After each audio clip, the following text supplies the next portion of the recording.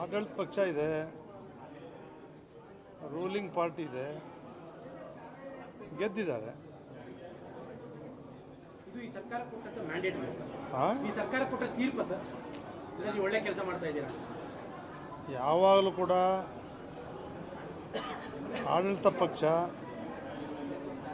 ಉಪಚುನಾವಣೆಗಳಲ್ಲಿ ಗೆದ್ಕೊಂಡೇ ಬಂದಿದ್ದಾರೆ. ಹಂಗೆ ಈ ಸಾರಿನೂ ಗೆದ್ದಿದ್ದಾರೆ.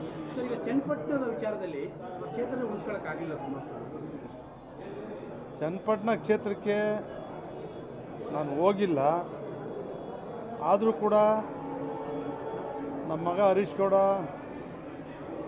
ನಮ್ಮ ವಿವೇಕಾನಂದ MLC ಅವರೆಲ್ಲರೂ ಕೂಡ ಹೇಳಿದರು, ನಮ್ಮ ಪಕ್ಷದ ಕಾರ್ಯಕರ್ತರೆಲ್ಲರೂ ಕೂಡ 100ಕ್ಕೆ 100 ಗೆಲ್ತೀವಿ ಅಂತಕ್ಕಂಥ ವಿಚಾರ ಹೇಳಿದರು.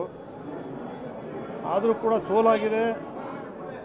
ಸೋಲು ಗೆಲುವು ಯಾವತ್ತೂ ಕೂಡ ಪ್ರಜಾಪ್ರಭುತ್ವ ಅಷ್ಟೇ, ಸೋಲು ಗೆಲುವು ಯಾವತ್ತೂ ಕೂಡ ಇದ್ದೇ ಇರುತ್ತೆ.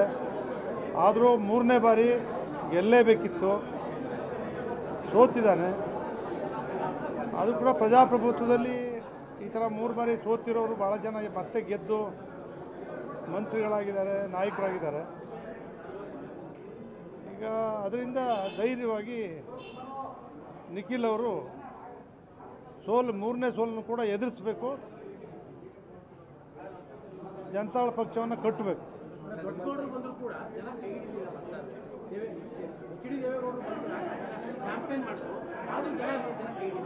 ಏನಾಗಿದೆ ಅಂತ ನನಗೆ ಇನ್ನೂ ಏನೂ ಗೊತ್ತಿಲ್ಲ. ಈಗ 10 ಗಂಟೆ ಶುರುವಾದ ಮೀಟಿಂಗಲ್ಲಿದ್ದೆ, ಸ್ವಲ್ಪ ಸಮಾಲೋಚನೆ ಮಾಡಿ ಹೇಳ್ತೀನಿ ಏನು.